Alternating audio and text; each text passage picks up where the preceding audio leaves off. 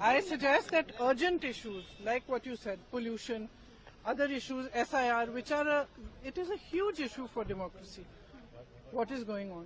Whether it's the election situation or the SIR, these are huge issues. Let's discuss them. What is Parliament for? Let's discuss them. Let them have a discussion. It's not drama. Speaking about issues, raising issues is not drama. Drama is not allowing discussion. Drama is not having a democratic discussion about issues that matter to the public. We've spoken about pollution. Why are we not raising it? Why are we not allowed to? Today I've asked for 0 hour on it. Why are we not allowed to discuss these things? रुपया कहाँ पहुँच गया? IMF ने क्या बातें आपसे कही कि आप डेटा किस तरह का पेश कर रहे हैं? ये प्रश्न लग रहा है, भारत पर लग रहा है। हमारे मुख्यमंत्री कह रहे हैं कि नौकरियां बह रही हैं, बारिश हो रही है नौकरियों की, और फिर भी हम बेरोजगारी में सबसे आगे हैं। सबसे ज्यादा माइग्रेंट लेबर अगर कहीं यूपी के हैं। अब मान लीजिए 3.5 करोड़ यूपी के लेबर बाहर हैं, जो गुजरात में काम कर रहे हैं, महाराष्ट्र में काम कर रहे हैं। उन्हें कितनी तकलीफ होगी, वोट कहाँ बनवाए, महाराष्ट्र में बनवाएं, गुजरात में बनवाएं कि यूपी में बनवाएं। तो ये लोगों को परेशान करते हैं। नोटबंदी में इन्होंने परेशान किया, कोविड में इन्होंने परेशान किया, जीएसटी में इन्होंने परेशान किया। अब इन्हें एसआईआर के माध्यम से परेशान इसलिए कर रहे हैं कि बुनियादी सवाल न उठाए जाए। ऐसे में तो आप लोगों को खुद अपनी नागरिकता साबित करनी पड़ेगी।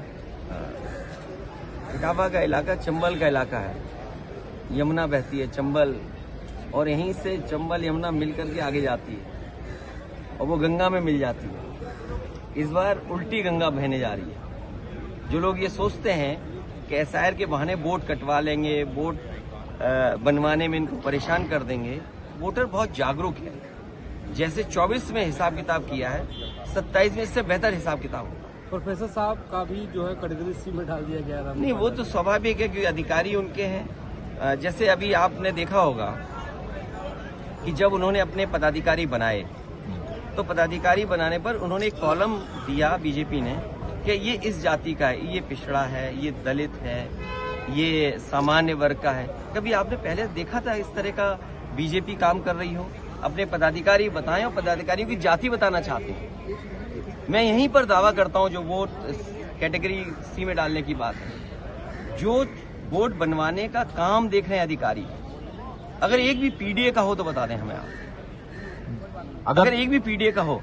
और हमारी मांग तो यहां तक थी कि जब एसआईआर आप करा रहे हैं, आपका बीएलओ गाँव घर घर जा रहा है, तो आप जाति भी लिख दो, एक कॉलम जाति का बना देते हैं आप, तो आपको कल आसान होता कि जाति गणना हो गई। एक आपके पास प्राइमरी सर्वे होता है जिसमें जातियों के भी आंकड़े आते हैं। अखिलेश जी, पिछले अभी तो बिहार में 10,000 दिया है। अभी बीजेपी पे बिहार की जनता का बहुत बड़ा उधार है। विपक्ष कभी ड्रामा नहीं करता। विपक्ष ड्रामा करने वालों को रोकता है कि आपने जो मैनिफेस्टो में जो बातें कही हैं, उन बातों को पूरा करिए। चुनाव में हारना जीतना ये लगा ही रहता है। कल हम अयोध्या हारे थे, इस बार अयोध्या जीत गए।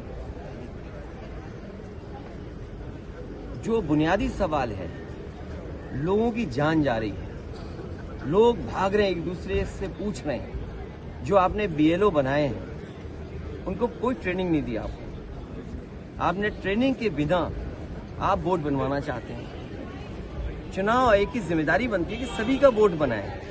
ये काम हम पॉलिटिकल पार्टी के वर्कर्स कर रहे हैं कि हमारा वोट कटे नहीं। सोचिए कितना विरोधाभास है कि हम पॉलिटिकल पार्टी के लोग प्रयास कर रहे हैं कि हमारा वोट न कटे, काटा न जाए, क्योंकि बीजेपी का हर काम, हर फैसला चुनाव आयोग के माध्यम से ये है कि इनका वोट काटा जाए।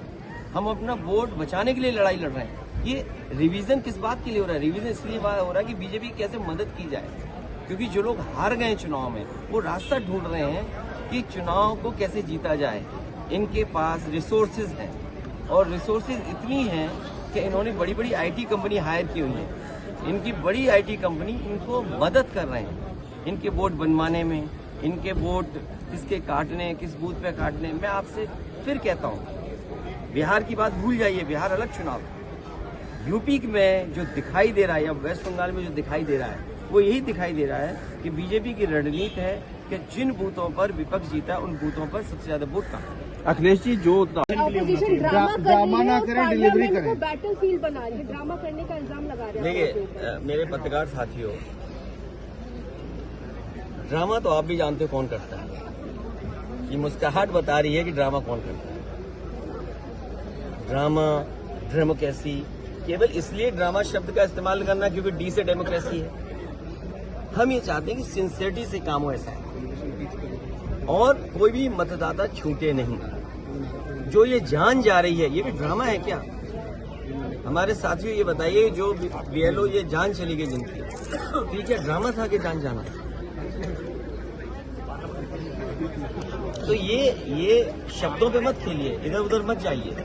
इलेक्शन कमीशन की जिम्मेदारी ये बनती है कि सभी का वोट बन जाए। और बीजेपी तो ऐसा ड्रामा करती है पुलिस से मिलकर के कि रिवॉल्वर लगवा देती है वोट डालने जाओगे। वो भी ड्रामा ही था शायद, रिवॉल्वर लगाना, मतदाता को रोकना। वो आज तस्वीर है नहीं मेरे पास, लेकिन आपके पास सब होगी आर्काइव में तस्वीर। धन्यवाद। मैंने तो मांग की थी, क्या जल्दीबाजी क्या है? यूपी में कोई कल इलेक्शन है क्या? अभी यूपी में समय है इलेक्शन का। बंगाल में भी मान लीजिए समय है और आखिरी दिन तक वोट बन सकता है। तो आप इतनी जल्दीबाजी ऐसा क्यों कराना चाहते हैं? आप समय क्यों नहीं देना चाहते हैं? और बीएलओ गली ढूंढ रहे हैं। बीएलओ को पता ही नहीं किस गली जाना है, किसी के दबाव में कहीं बैठ जाते हैं, वहां बैठ करके फॉर्म बांटते हैं। जो अपलोड किया गया बता रहे हैं 99.45% फॉर्म बट गया था कुछ दिन पहले। तो अभी जब देखेंगे तो कलेक्ट भी हो जाएगा उतना ही। तो ये डेटा फर्जी, और डेटा फर्जी यहां तक है कि आईएमएफ के लोग भी कह रहे हैं, संस्था कह रही कि इस सरकार में सबसे ज्यादा डेटा का मैनिपुलेशन है। और सोचिए डॉलर कहां लुढ़कता चला जा रहा है,